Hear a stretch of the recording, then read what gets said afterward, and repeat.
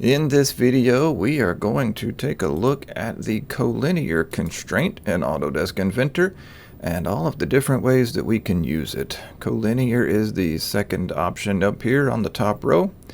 Notice what it says about itself. Causes two or more line segments or ellipse axes, we'll take a look at those two, to lie on the same line. Most common use, as it just said, is to make two or more lines lie on the same line, or simply to line up with one another. Take a look at what I've got here.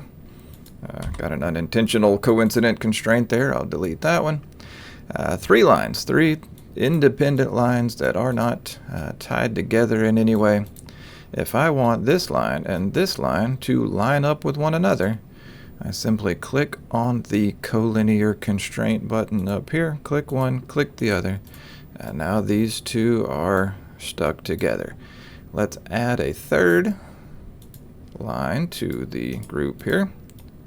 And now they are all three aligned with one another. If I come in here and apply a horizontal constraint to one of these, it will take all three of them and now line them up horizontal. The orientation of one will cause the orientation of the others to line up with it as well.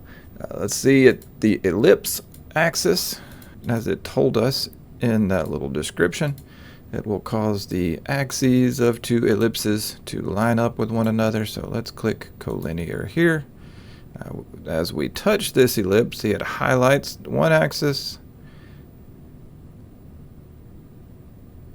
And there we go, if we get into the right position, it will highlight the other axis. So if I click this one, highlights that horizontal axis, get this one, highlight that other horizontal axis. So now these two ellipses are lined up with one another. I can take this as well, apply the axis of that ellipse to these other lines that I've already constrained. Now everything is lined up. So that's how it works. Let's take a look now at maybe some practical ways to use this. Let's delete that sketch and we'll start from scratch. Let's make a new sketch here, and I'm just going to draw a rectangle. And we have a simple little extrusion, just a flat plate 4 inches by 6 inches. Now let's start sketching on here and see where we can use the collinear constraint. Maybe I want to cut a couple of notches out of the side of this plate. Let's draw a couple of rectangles. Going to be sure as I sketch these in here that I don't get see that vertical line, that snap. I don't want to have that come up right now. But I have two rectangles in here. I'm going to add a few dimensions to them quickly.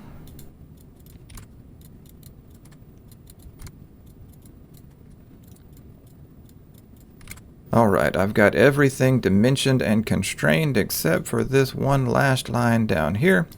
So let's apply a collinear constraint between that line and that line.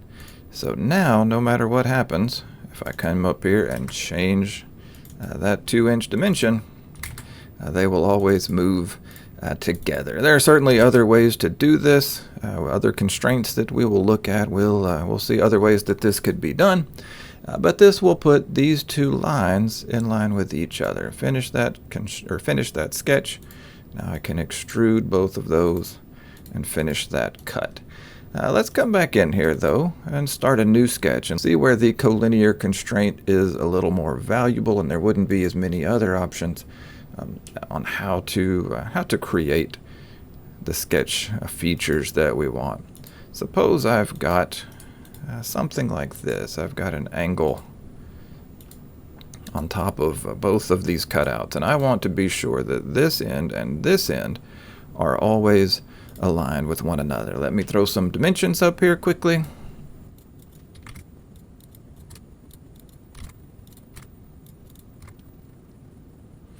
Okay, I have these cutouts mostly constrained. I'm going to now put a dimension on here. Let's make that 130 degrees, doesn't really matter right now. Put a dimension off of the end. And I want to be sure that this line down here always lines up with this line. So just add a collinear constraint to that, and they will always stay aligned. And then no matter what happens, if I come in here, change that dimension, everything adapts and adjusts as I change those numbers. Finish that sketch, then I can cut this extrusion as well. Now let's get rid of both of those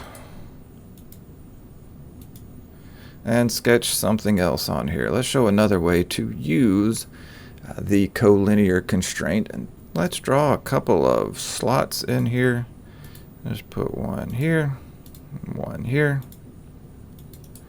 And if these two slots need to always stay aligned with each other, a collinear constraint works great on those as well. Notice I used the center line to get those two lined up. I could also apply a collinear constraint out here.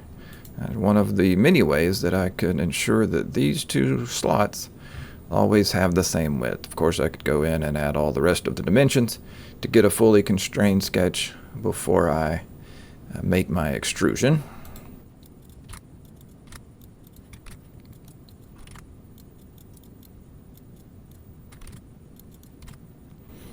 Now I have my sketch fully constrained. Finish that sketch, create my extrusion.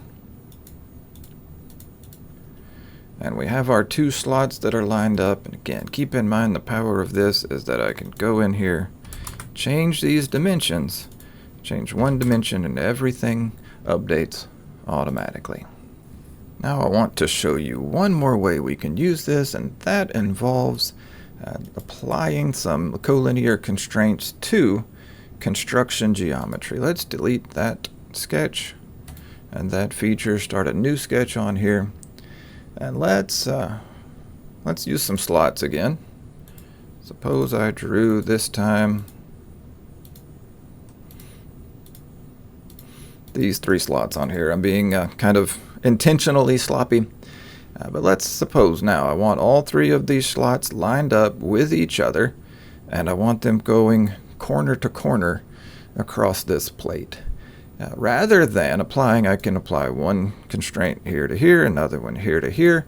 If we have more of these, it gets more and more complex perhaps to try to make all of these sketch entities collinear with each other.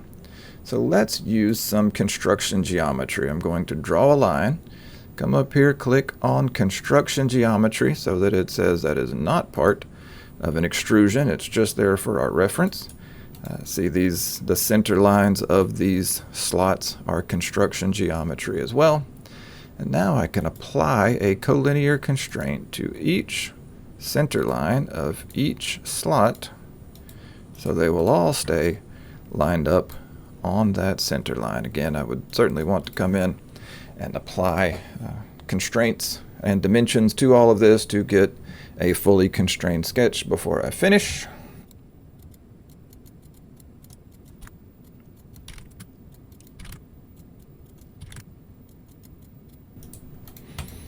There we go, that is fully constrained. I can finish my sketch, create that extrusion.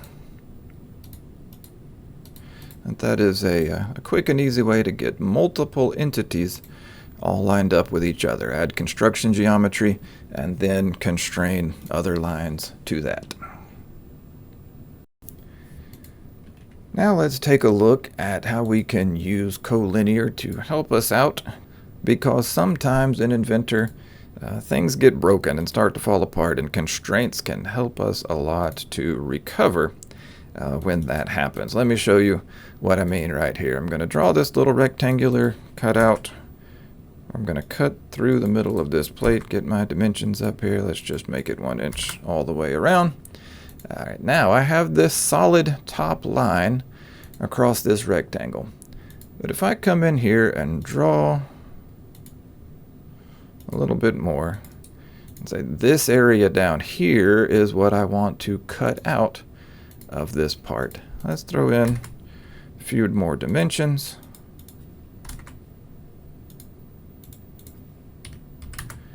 So that now that enclosed space down here is what I want my cutout to look like. if I use trim to clean this sketch up, see that piece that is in the middle right there is not part of my cutout anymore. I don't need it to be there. But if I click on that, see what happens. Now the two top lines of this shape are no longer tied together. Simply come up here, click Collinear. Now they are connected again. When you use trim, depending on how you had your dimensions applied to start with, the things may or may not keep their dimensions and their relationships. So you might have to come back in and reapply, reposition some of those dimensions. But that did get me fully constrained again. I have this collinear constraint which ties this top line to this top line, and when I finish my sketch, now I can extrude and have one nice clean profile to cut out of this part. Let's add one more feature now to this part, just to show one more way we can use the collinear constraint. Let's add a slot. We'll use the center to center and draw us a slot shape right up here. Let's give it a width, add a length to that center line, that construction geometry center line that it gives us. I want to add a vertical constraint, center point of that slot to the center point, the origin of my sketch. And then one more constraint here, apply a collinear constraint. Let's put the center line of that slot to the existing edge of that part, just to show one more way that we can use that collinear constraint to take the new geometry that we are drawing. Just one more here just to show you how it works. Take your new geometry that you have drawn, click on that, click on an existing edge of the part, and it will line those up. I'm just going to delete that. I don't really need it there. Finish that sketch and create my extrusion. As always, I encourage you to go out and practice using this constraint, practice the collinear constraint. But when you are ready for the next constraint, which will be the concentric constraint, here is the video for that. Thanks for watching. Have a great day.